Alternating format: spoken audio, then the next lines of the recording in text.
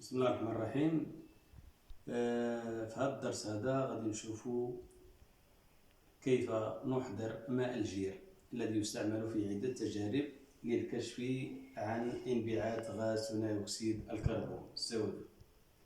لهذا سنلاحظ المراحل التي يمر منها هذا الغاز أو هذا المراحل التي يمر منها هذا الماء، ماء الجير eau de chaux. إذن هنا عندنا ماء الجير كنحصلوا عليه بالحجر ديال الكيلس. الحجر ديال الكيلس هذا يكون في الطبيعة حجر الكيلس، به كيديروا الأساس، يبنيو الأساس ديال المنازل، به كيصاوبوا الصباغة، به كيصاوبوا بزاف ديال الحوايج. دونك الكيلس هو لو calcaire. Le calcaire, il est constitué essentiellement de carbonate de calcium, CaCO3, carbonate de calcium. Alors, qu'est-ce qu'on fait pour obtenir de l'eau de chaux? On doit chauffer le carbonate de calcium, CaCO3, pour donner la chaux vive. À une haute température, cette pierre-là, elle devient comme ça. C'est de la chaux vive. La chaux vive. Al-Jir al-Hay. Alors, qu'est-ce qu'on va faire pour tester est-ce que cette roche-là, c'est une roche calcaire? Vous l'avez étudié dans la matière SVT.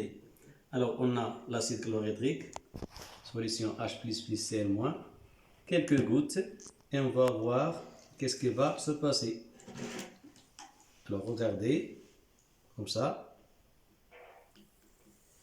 Alors, il y a effervescence. Lorsqu'il y a effervescence, ça veut dire qu'il y a un dégagement de CO2. C'est un dégagement de CO2. On va le voir dans l'autre roche, ici, comme ça. Regardez.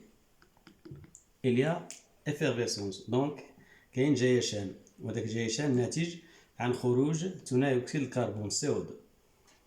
Alors, après avoir fabriqué l'oxyde de calcium, CaO, oxyde de calcium, on doit lui ajouter de l'eau pour obtenir le lait de chaux. Donc on va prendre un morceau ici, comme ça, on lui ajoute celui-là et on ajoute de l'eau distillée, comme ça.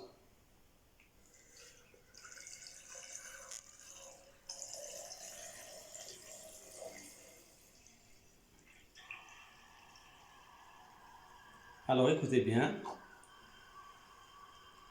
il y a effervescence et il y a dégagement de la chaleur. Après un certain temps, il va devenir blanc. Il va devenir blanc. Donc on obtient le lait de chaux.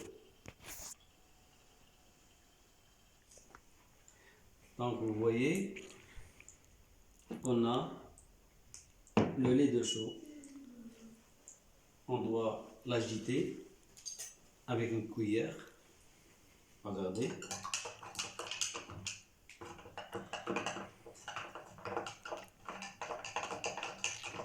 Alors on a le lait de chaux. On va faire la première séparation. Ça veut dire la décantation, c'est le lait de chaux. Il ressemble au lait. Alors le flacon, il est chaud. Le flacon, il est chaud. Donc on va transvaser le lait de chaux dans cette tasse, comme ça.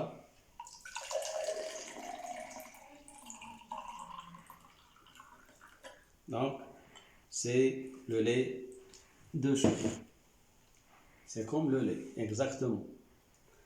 Alors, en révisant la séparation des constituants d'un mélange hétérogène, on a l'eau qui monte en haut et les corps solides vont se déposer en bas. Donc regardons, c'est on la laisse à un certain temps. Regardez le niveau. L'eau s'éclaircit en haut et en bas, on a quelque chose qui descend, qui est solide.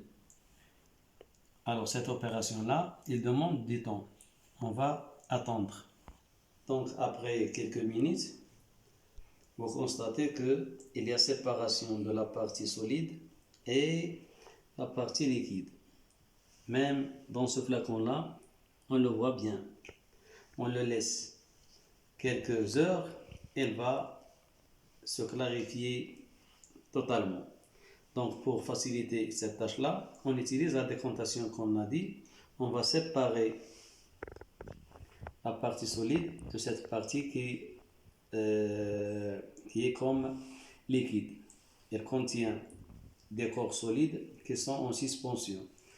Donc comme ça, doucement.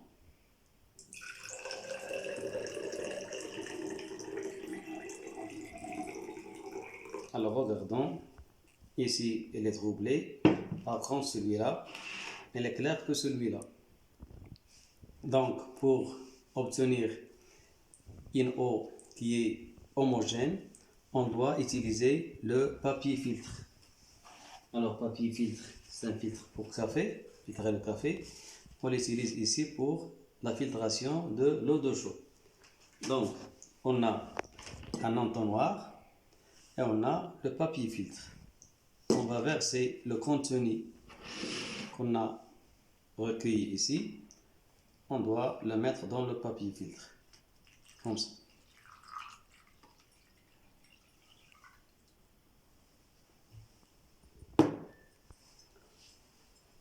Alors regardez, donc l'eau traverse les petits trous de ce papier filtre, mais les corps solides qui se trouvaient dans ce verre-là, ils restent dans le papier filtre.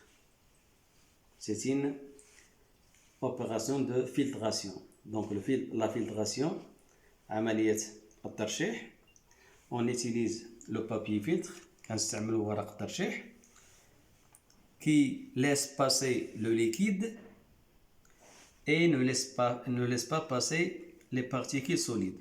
Donc ورق الترشيح كيسمح مرور السائل ويمنع مرور الأجسام الصلبة من المرور. ونحصل على ماء. لاحظوا كيف كان هذا الماء. Regardez comment il était et regardez maintenant comment il devient. Alors, je vais prendre un autre verre comme ça.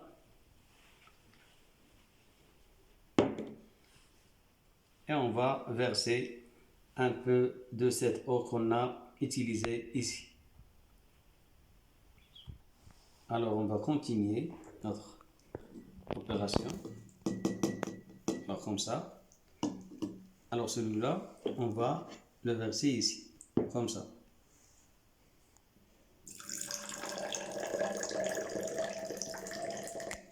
Donc on a obtenu l'eau de chaud. Si on ajoute une autre filtration, il doit être bien clair. Alors le flacon qui est ici, on doit le fermer pour qu'il ne réagisse pas avec le dioxyde de carbone de l'air. Alors pour vérifier est-ce que c'est de l'eau de chaud, on va souffler dedans et l'eau de chaud va troubler, elle va se troubler. Regardez.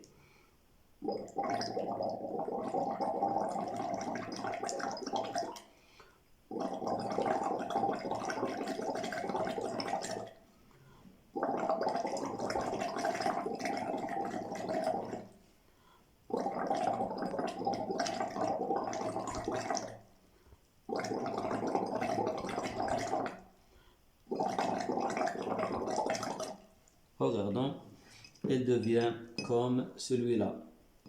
Alors, qu'est-ce qu'on a fait ici? On va l'expliquer au tableau. Alors, regardons. On a calcaire, la roche qu'on a utilisée, calcaire. Calcaire, on le chauffe à une haute température dans des fours. On trouve l'oxyde de calcium, plus le dioxyde de carbone. Alors, Ça, c'est le bilan de la réaction chimique. Cette réaction-là, on l'appelle la calcination. La calcination d'un seul corps, avec la chaleur, on obtient plusieurs corps.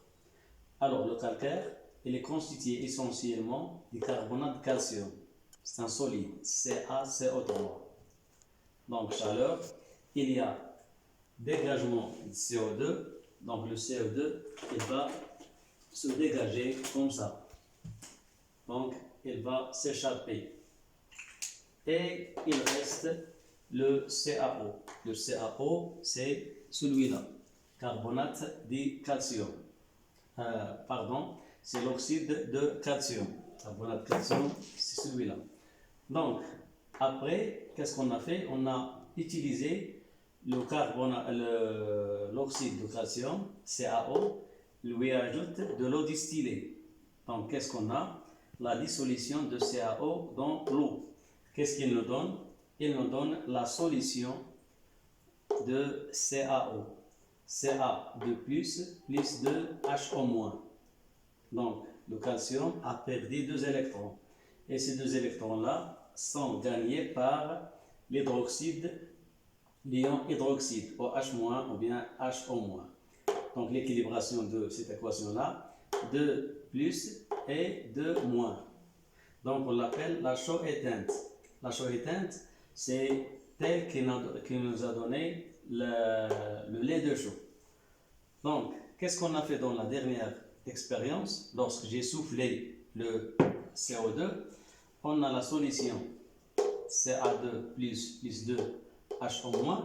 Ça veut dire le CO2 qui est échappé ici, on l'a ajouté en soufflant dans le récipient. Donc, CO2, qu'est-ce qu'on a ensuite? On a la constitution de la carbonate de calcium. Ça veut dire qu'on a ici, plus H2O qu'on a ajouté. Donc ici, il y a conservation des atomes et conservation de la masse des réactifs. Donc, cette expérience-là qui montre la préparation de l'eau de chaux. إذن هذه التجربة هذه بها كنعرفوا المراحل اللي كيمر منها ماء الجير، الحصول على ماء الجير. إذن لماذا قمت بهذه التجربة؟ لأن الأغلبية يستعمل ماء الجير ولا يعرف مصدر ماء الجير ما هو. إذن مصدره هو حجر الكيلس، وهذا الحجر ديال الكيلس به يتم بناء الأساس لأي منزل كيفما كان نوعه. إذن وبه تصنع أنواع الصباغات. هذا الصباغة اللي عندنا هنا دابا هذا اللي كاين هنا، غادي ناخذو بحال هكذا. إذا نلاحظوا قرب هنا، إذا نلاحظوا صباغة ديال الجير وكنصنعوا بها أي حاجة اللي بغينا. إذا صباغة ديال الجير. إذا جميع الأنواع ديال الصباغات كيصنعوهم من هذا الجير الذي لاحظتموه الآن. إذن l'eau de chaux, qu'est-ce qu'il fait? Elle met en évidence la présence des CO2. يعني باش نبغيو نكشفوا أو نبرزوا الوجود ديال ثاني أكسيد الكربون، إذا خصنا نستعملوا ماء الجير الصافي الذي لا يوجد فيه بياض. وعند تأثيره بثاني أكسيد الكربون يتعكر ماء الجير. l'eau de chaux se droule. Il y a trop de l'eau de chaux. إذن أتمنى أن تكونوا قد استفدتم من هذه الحصة، وسنستعمل ماء الجير للكشف عن نواتج احتراق الورق أو البلاستيك. وهنا نقف إن شاء الله.